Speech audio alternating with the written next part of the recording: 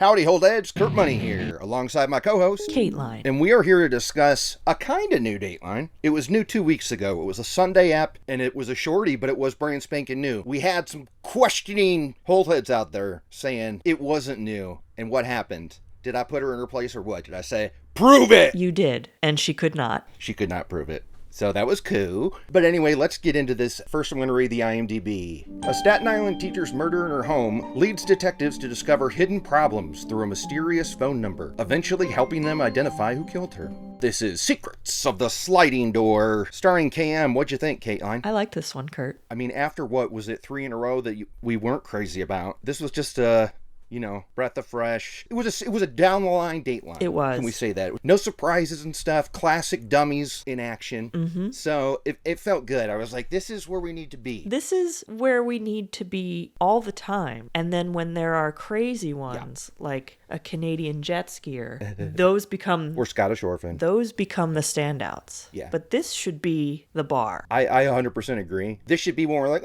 it was a Dateline. But now we're just like, it tasted like a Dateline. I loved it. Right. So anyway, but I'm glad we're here, and I'm glad KM's with us. Here is Keith Morrison. Our story begins in Manhattan, New York. But not that New York. Did you like KM's intro to this? He was having some fun. He had some real great KM lines. Did he? Yeah.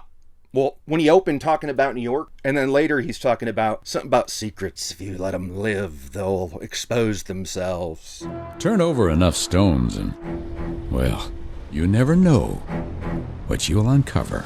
Do you know what I'm talking about? Wait, but I'm confused. You just said Manhattan, New York. What about it? But it's Staten Island.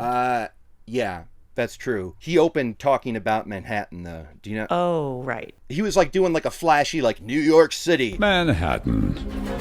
Perhaps the most recognizable cityscape in all the world. But not that New York. We're talking about the quieter one. Staten Island, the often forgotten fifth borough. And yes, this is a New York story. But not this New York.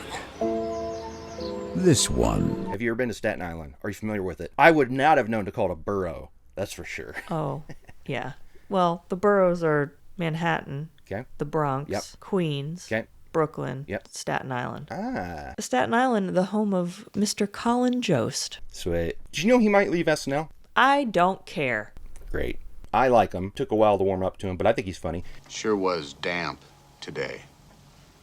Back to this Dateline. Our story begins in Staten Island, July 5th, 2012. Jonathan Krupe comes home to find his wife, 29-year-old Simonette Mapes Krupe, found dead. She is stabbed to death at the bottom of the stairs, I believe. Does that sound correct? I don't remember them going into detail about the wounds and stuff. They said stabbed to death or apparent stabbing. Okay. But they did not go into details because the details and the manner of her death weren't the clues that led them to the killer. Very true. So I think that's why they skipped over. Yeah, and you know what? What's interesting about this is there's only one clue that led them to the killer, and we'll get to it, but it's pretty fascinating when you think about if that one clue had not existed. Okay, but anyway, we hear a 911 call, and the husband is distraught. Tell us about this 911 call, and what were you thinking? Well, I was skeptical because he's the husband, and he calls 911 and he says, "My wife, she's dead. Oh my God." And classic, the 911 What? dispatch says, "Well, are you sure? How do you know that she's dead?" And he's like, "There's blood everywhere."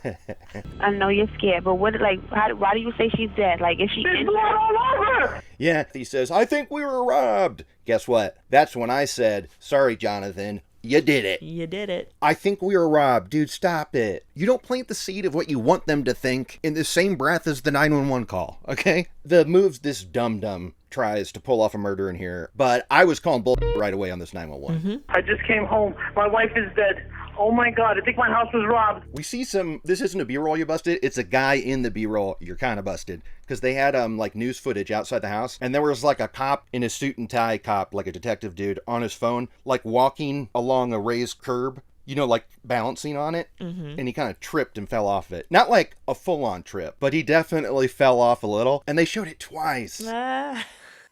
He's not interviewed, okay? His coworkers were actually interviewed on this show, and his only claim to fame is that they show him twice kind of fumbling, so.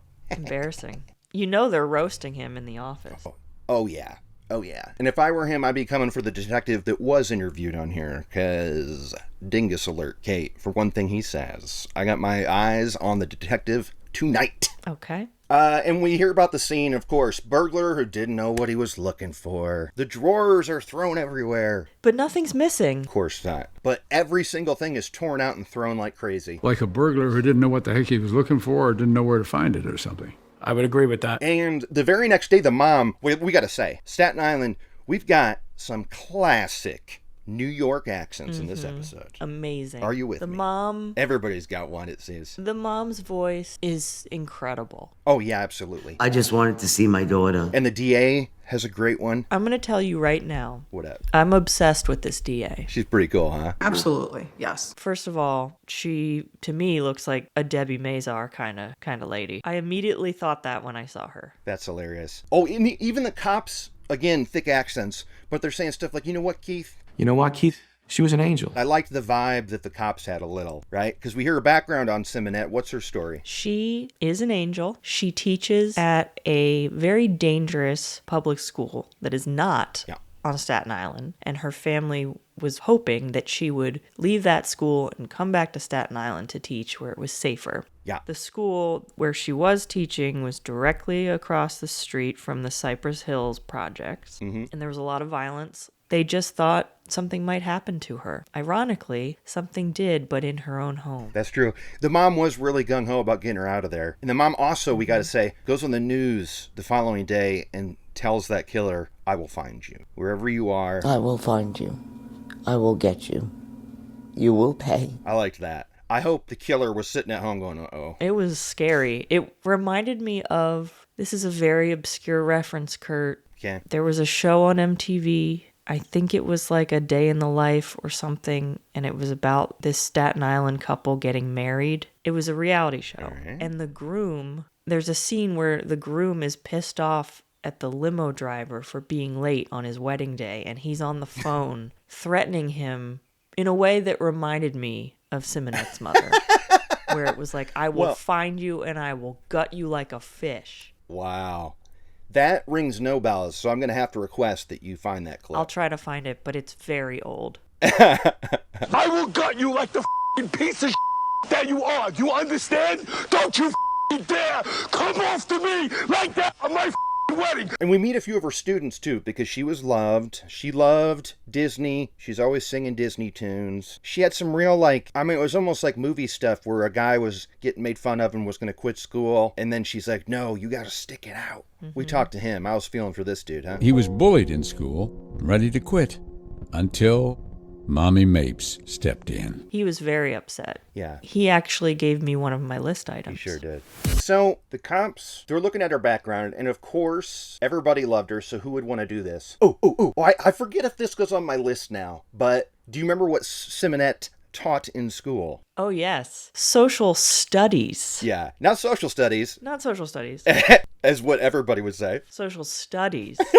I wonder Classic. if it wasn't called that when Keith was growing up. He doesn't understand that you don't emphasize the studies. Yeah. Because I guess it was history and civics for him. Yeah, I had social studies. It was definitely mostly history. That's what we considered social studies. Yes. But he hits me with a classic social studies, Social right? studies. There she taught social studies. What do you say? Emphasis? Emphasis on the wrong syllable. That's what it was. And so the cops are trying to think of motives, or what would be a reason that Simonette, or Sissy as they called her, be murdered. And the first thing they think of is, well, her husband, who is also a teacher. She got her husband a job at the teacher, too, and we see a ton of video of him being goofy or making students laugh and stuff. And he's got a side hustle that maybe that's what the robbery was for. So tell us about the side hustle. Well, he's a sneakerhead. So Yep. he buys and resells very expensive sneakers. And in the attic of their house, the third floor, was where he kept all of them. So hundreds and hundreds of very expensive shoes are up there. And yeah, that actually, to me, that is a believable thing to want to steal. But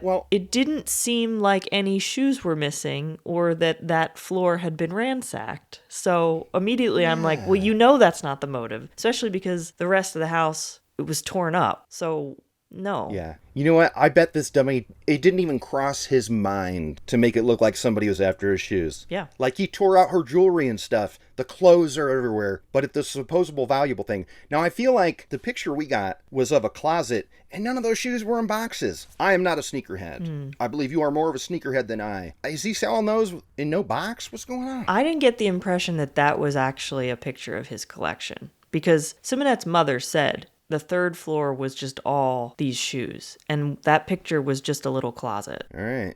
I mean, that's the pic they showed us when talking about the shoes, but I would hope there was more to it. I would hope there were boxes. Yeah. And I mean $300, $400, $500 sneakers. Dozens of those. So there's sneakers upon sneakers. Would you buy shoes without a box? I don't think so. I have, but I knew that they were without a box. Yeah. They might still have tags on them or whatever. If you're dealing with high-end sneakers, they should be in a box. Yeah. So the cops are wondering, what if it was for the shoes? But because Dum Dum didn't make any of the shoes look jostled or touched at all, they can cross that off the list. Mm-hmm. And their next one speaks to the neighborhood thing where a week before the murder, they had been outside and witnessed a shooting across the street, and they had to like duck behind a car and stuff. Yes. She and her husband. There was a shooting nearby, and they ducked down behind the car once they heard the gunshots go off. They were thinking, oh, well, you know, these gang dudes, they do not... If they were a witness to a shooting, they're going to want to get rid of them. Because she had posted about it on Facebook and stuff, too. Mm-hmm. Now, this, I didn't think so. No. At all either. I didn't, because they kind of speak to it, the student does, where it's like they're killing each other. These gang members, they're too busy killing each other. They're not worried about any outsiders. And then they have a funeral for her, of course. Huge turnout. Always got to feel good for the fam. Huge turnout. And this was cool as hell. And talking about movie stuff is they wipe clean this gangland shooting theory, because who's in attendance but both sides of the gang war? Crips and Bloods together. And why were they cool with that? This was pretty awesome. They knew how important she was to the neighborhood, and they agreed for one day only to call a truce so they could all be together at this funeral paying their respects. Yeah. A high-ranking member of the Bloods gang telling my mother that for today, they made a truce to say goodbye to my sister. They respect her that much. That is something. She had a big impact on this neighborhood in a positive way, and it's really f***ing sad. Of all people, not that anyone deserves it, but that she's the one who was killed. The funeral was at a Catholic church with a classic Catholic name, Our Lady of Pity. These Catholic churches, why call it that?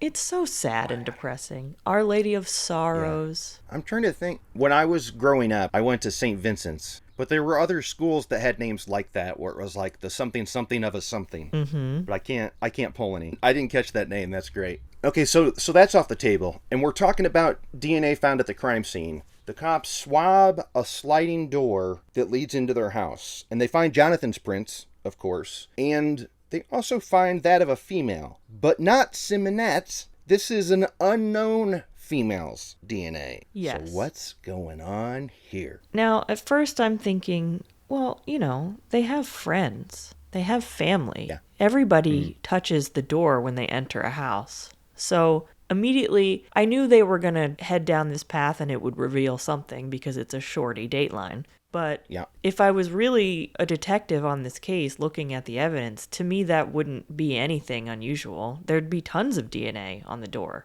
Yeah, that's what I thought of later when the defense is like, what about this unknown fingerprint on the jewelry box? Who could that be? And I was like, well, it could be her mom. It could be 100 people. Mm-hmm. Yeah. But I guess, I don't know what it is about this door. I was thinking, sounds like some other lady was in on it. That is what they want us to believe. Yeah. And no, Jonathan's, again, way too dumb for that. Mm-hmm. So this was crazy. I thought this was a KM mistake at first until other people were saying it. Keith says when they process Simonette's phone, in there they find a contact. They find a phone number that's unknown, and the contact is assigned to, quote, woman. Yes. And that's it. And when investigators searched Simonette's phone, they discovered another unknown female. The contact came up as woman. Woman? Well, that's intriguing. Now, I thought they were talking about Jonathan's phone. No. But this is Simonette's phone.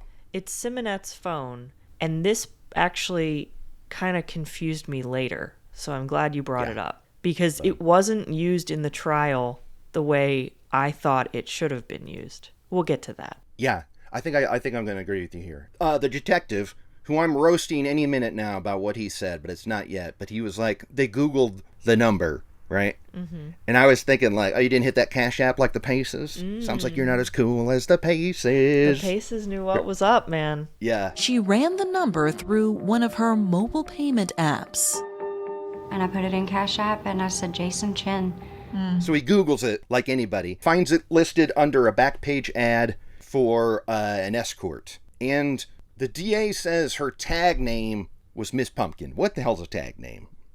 Is that a thing? A username. A username. Did the DA have piercing blue eyes? Maybe not. I was more focused on her mouth. Oh, yeah. Yeah. Loved her mouth. Same. I'm with you there.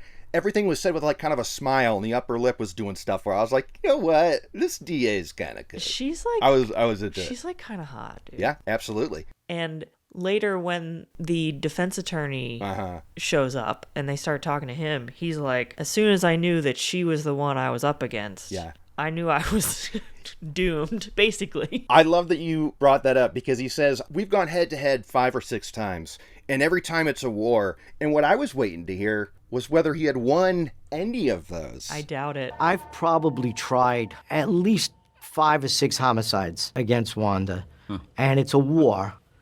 It's war. Very telling. We didn't hear what the tally was because I think he's never won one against her. How is could what I you? think he's saying. How could you? Yeah. He's like, every time it's a battle, we're going to war, and I lose every single time. Do you think that the DA considers that a battle? No. No. She's like, who? That guy? Oh, that guy? Yeah, I don't know. Yeah. No. Here's... Okay. Oh. So they got to talk to... So this was... You know what I'm going... This was so weird on Keith's behalf. On Keith's part. So... I knew it! The detective, he's like... he basically says, all right, I'm going to pose as a John and book her for an hour or whatever and go ask her questions at the hotel. Yeah. And I don't know if Keith was like falling asleep or what, but he did not understand what he said. And he said, say that again? And I'm like, Keith, come on, man, keep up. Yeah. And then he repeats it slower and word for word, but yeah. I guess explaining it a little more. And then Keith's response to that is like, oh, I'd like to be a fly on the wall for that. It's like, Keith, are you good, man? Ordering her up as a John in order to get her to show up at a local motel on Staten Island. Say that again? Detective Cosenza and I... That is so funny because he goes, this you won't find in the police manual. And I want to go, Keith, it's 100% in the police manual. Guess where else textbook. It is? Every TV and movie you've ever watched. It's so standard. How do you talk to the hooker? You go hire her. Yeah, you pose as a John. I mean, that is such 101 stuff. It is. That he was so floored, like he had never heard that before in his life.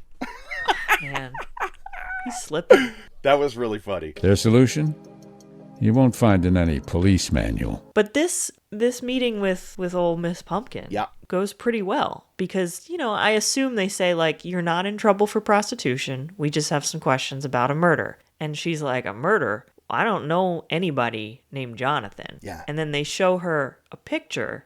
She had no idea. She's hearing these names for the first time. Then they show her a picture of Jonathan and she's like, oh, Mike? Yeah, I know Mike. Yeah. We've been dating for years. She only had one school teacher that she was dating at the time. Well. We showed her a picture. She knew Jonathan Krupe as Mike. I mean, this is, I just think it's funny that he's a John in this scenario, but he's not going by John. He's going by Mike, right? Yeah. Is that kind of funny? It's funny.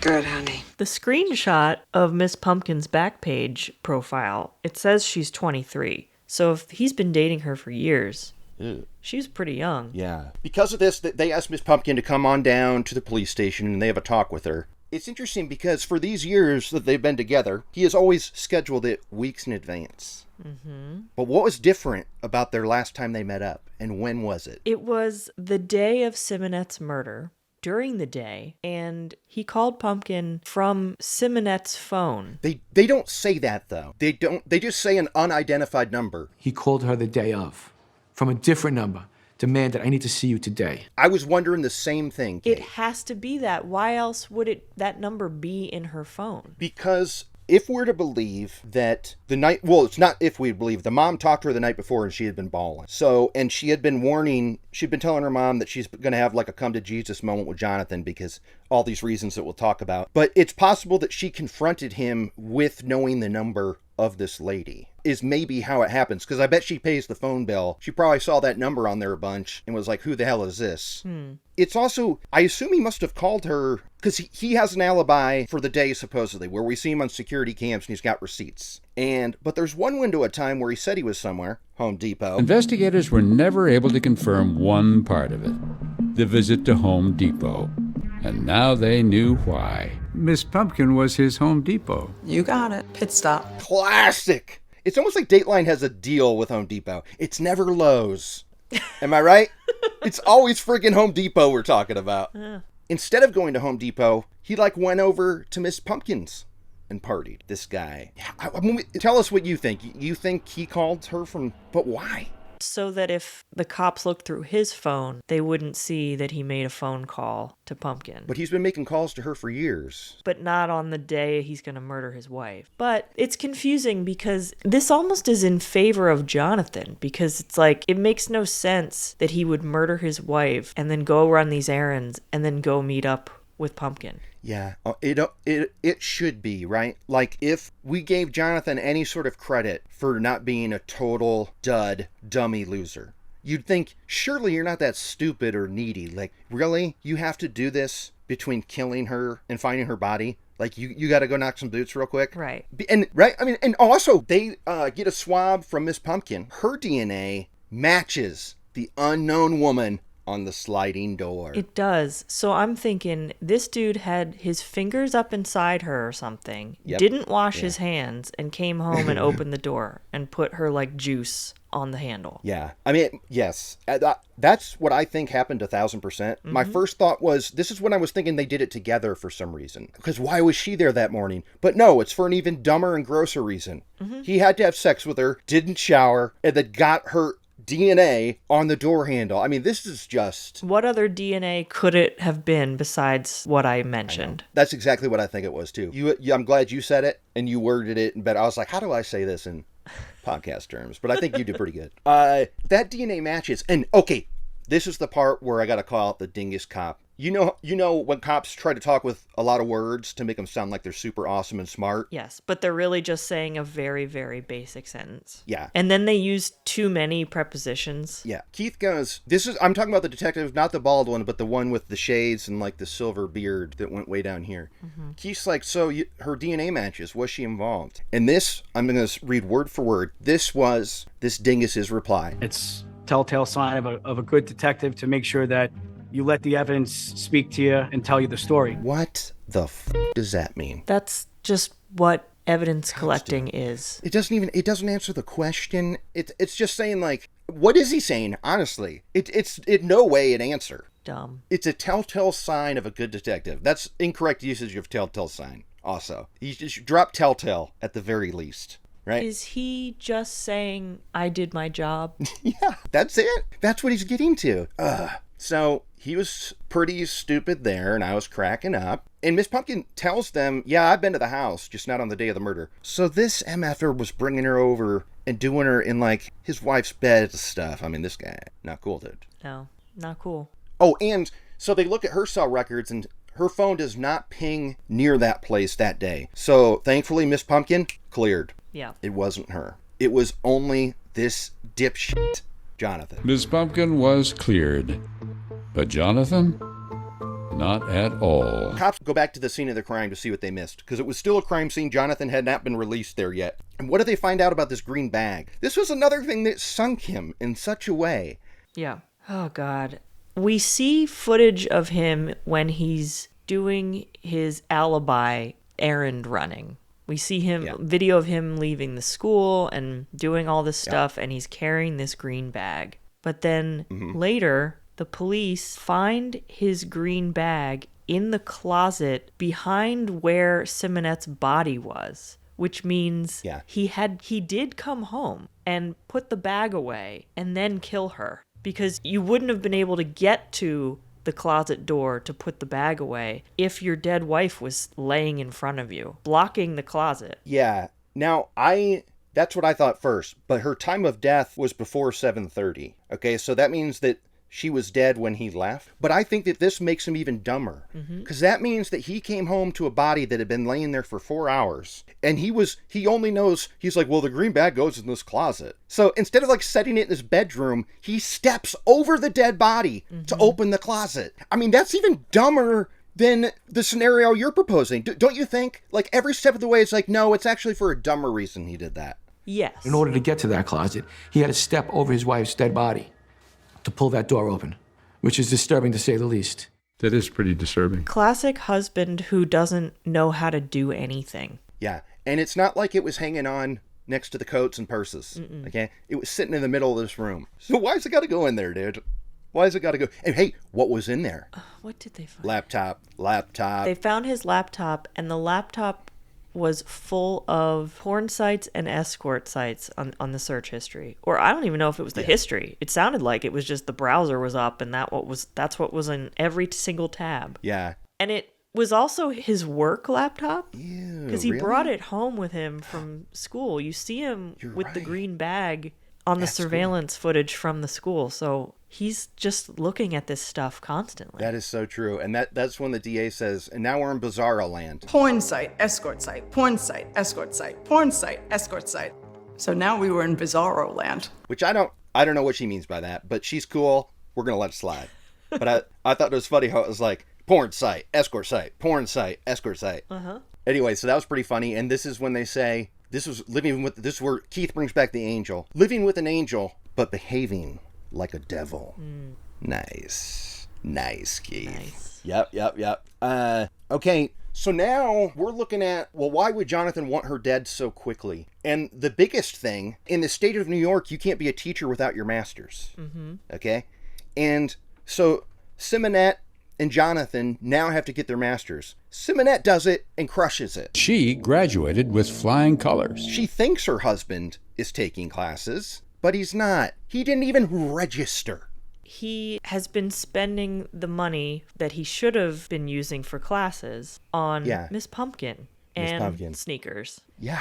And Simonette found out that he did not have a master's degree, even though she just got hers, and she was planning to leave him. Yeah, well, the principal found out too and told them an ultimatum. If you don't have your master's by like next term or when school starts or whatever, then you're out. So he was going to get fired anyway. So this is just one more thing on the list of Simonette is like, this is all the stuff that she's going to give him a talk about. Like, what's the story? And somewhere along those lines, she discovered the phone number of Miss Pumpkin. And so I do believe that the night before they had a confrontation about it. So do you think that Jonathan went to sleep that night on the couch going like, well, I got to kill her now? Maybe. Yeah. Rather than go and get his master's, Yeah. he decided instead he would kill his wife. Yeah. I don't get it. Like, maybe he really, like, because she got him the job, right? So who knows if he wanted to be a teacher? Like, he's just getting helped along by the ladies in his life. You know what I mean? Like, does it sound that hard? Dude, you're already a teacher. Your wife's also going to school for it. Like, knock it out together. What's the big deal? Totally. And while you do need a master's, I just want to clarify that you don't to start, but you have to be working towards it by a certain time, or else, like the ultimatum they gave Jonathan, be fired. Gotcha. But the fact that he couldn't do it, even though his wife would have helped him, it sounds like, if he just wanted the money to use elsewhere. He clearly had some addiction issues. Yeah, if he had just done it alongside his wife, he could have coasted again by like cheating off her stuff. Yeah, just copy her homework. And he already had a teaching position, so like a lot of the masters is doing student teaching, which he was already able to do because he was a teacher. It would have been so easy. Yeah, he couldn't do it. Couldn't do it. So with all this, they arrest his ass. This is like several months later, but they arrest him. And the trial starts in June of 2015. And Miss Pumpkin takes the stand. I didn't like how surprised the DA was that she was like well-spoken and educated, okay, Kate? Sure, but I think they probably deal with a lot of sex workers in the court systems. Okay. And maybe they're not used to someone as cool as Pumpkin. The fact that she was really willing to help and was like chill and interesting and funny. I don't know. Maybe she was just like, you know what? I like this broad. Yeah, she just framed it like she was like, this is going to sound weird coming from me, but she was educated. I want to be like, come on, don't throw all sex workers in this group that they're all like idiot, drug-addicted losers is all. It's true. It's probably just the majority that she's dealt with in court hearings maybe were. Yeah. So, this is going to sound odd maybe coming out of my mouth, but what a lovely woman. Very pleasant, very well put together, educated. Okay, so the trial starts. This is when we meet this dud defense attorney, when he's like, the greatest battles ever between me and her. We go head to head. Oh, this is when we find out prosecution, along with all the other evidence and circumstantial stuff we've got against this dud. Oh, because the cops, like, they don't have a murder weapon. They don't have video. Like, they don't really have a lot to pin it on him, right? No, they don't. And now, this is when I gotta say, if Simonette had not discovered Miss Pumpkin's phone number and assigned her to a contact in her phone, he might not have been caught. Am I wrong? He might not have been caught, no. And also, if he had just washed his hands when he came home, unless they looked at his phone history, checked all the numbers that he was calling in the past. I don't know if they would have. I don't know that they would have. It's like Simonette solved her own murder case. Exactly. And I'm surprised. Dateline loves to present that in a story. And I'm here for it because I think it rules. They could 100% done it here. Is that she got the last laugh of like, she's the last one to speak on the matter because she put this number in her phone. Like, I bet that floored Jonathan. He's probably like, what? Anyway, so he's going to trial, and we find out a bunch of search terms that he did, too. You remember any of these bad boys? They were all about how to kill someone and how long to do something before someone dies, or how do you break someone's back and then kill them. And his poor defense, they were like, well, he's an English teacher, and he was teaching Macbeth. So he just wanted to know different ways to murder somebody. No, he specifically searched how to slit a throat. Now, I haven't read Macbeth in ages. AKA ages never, but I've seen quite a few adaptations. That's not true either.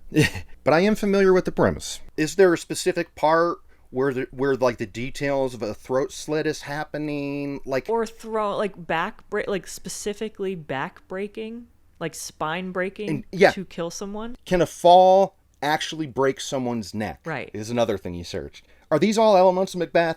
I don't know.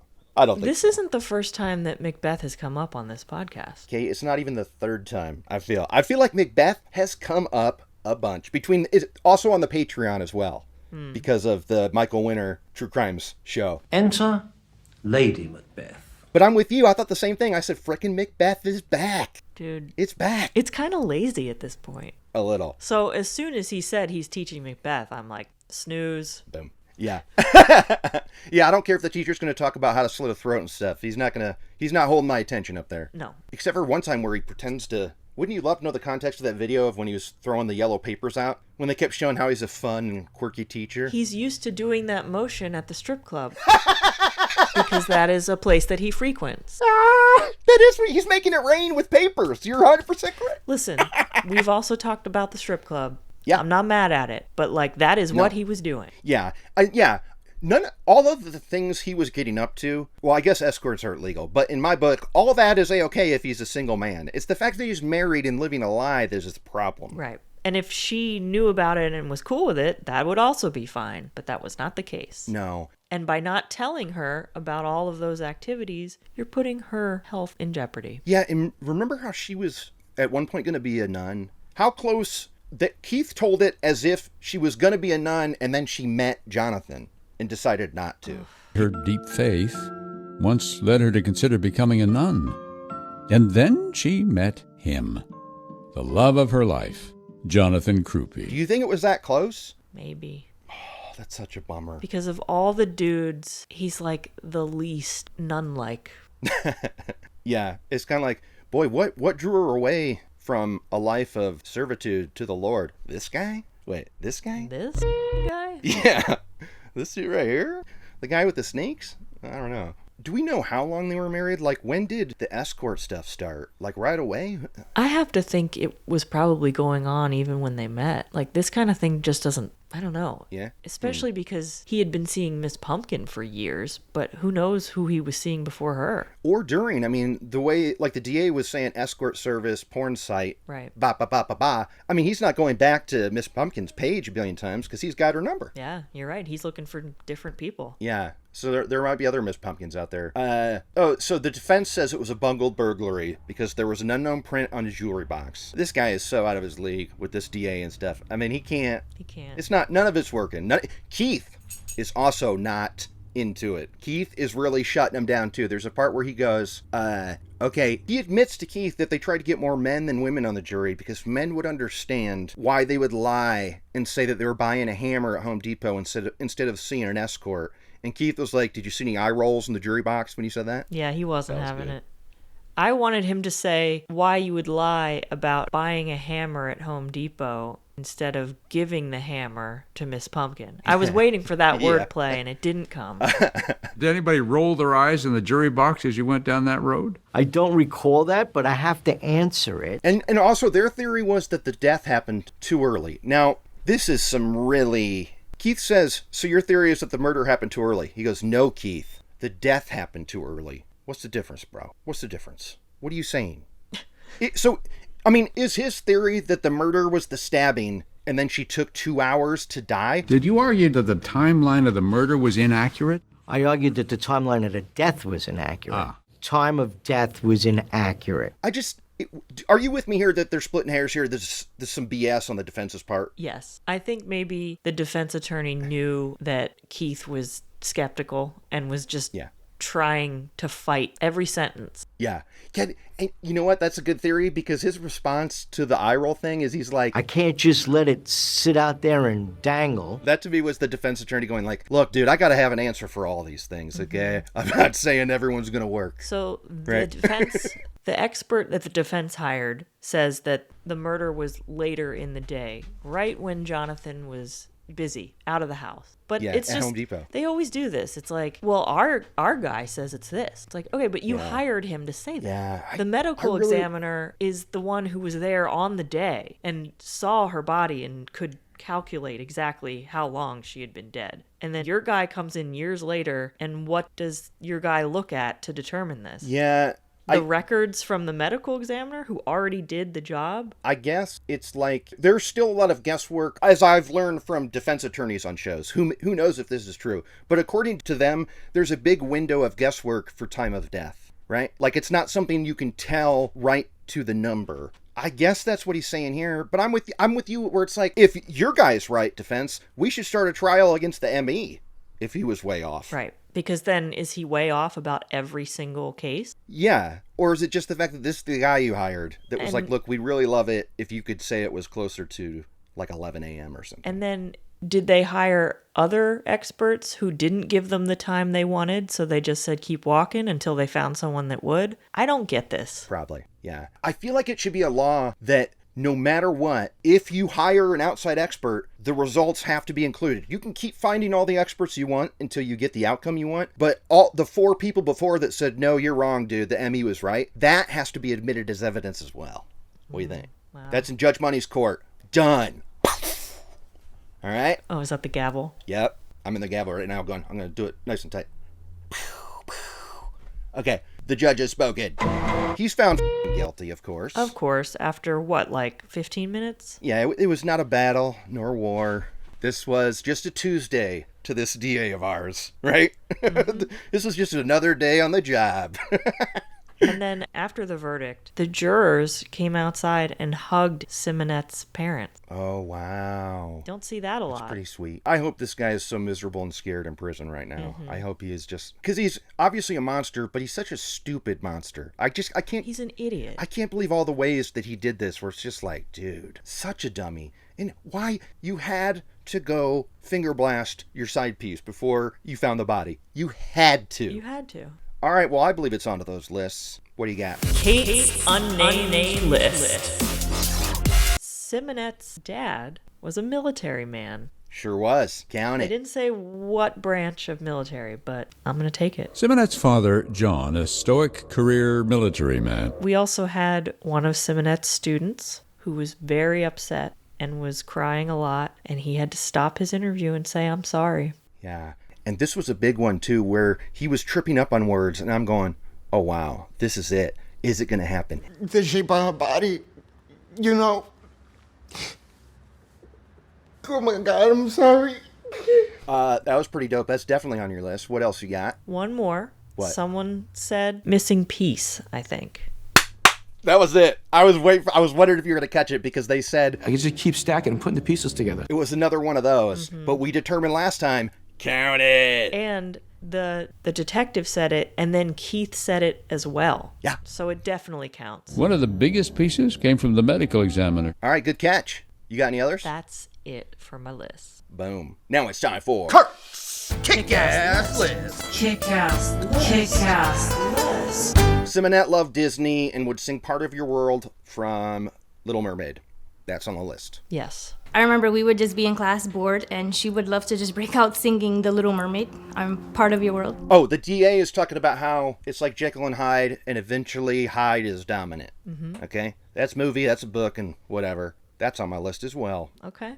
Great. It's kind of like Jekyll and Hyde. Eventually, Hyde's going to dominate. Am I missing anything?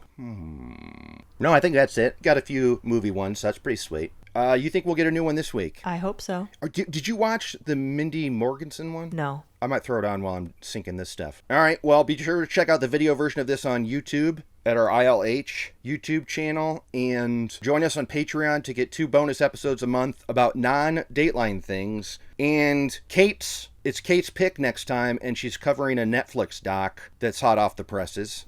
So there's that. A Deadly American Marriage or something. Something like that. And on that note, I'm Kurt Bunny. I'm Caitlin. I'm Lester Holt. For all of us, I'm Lester Holt. Good night.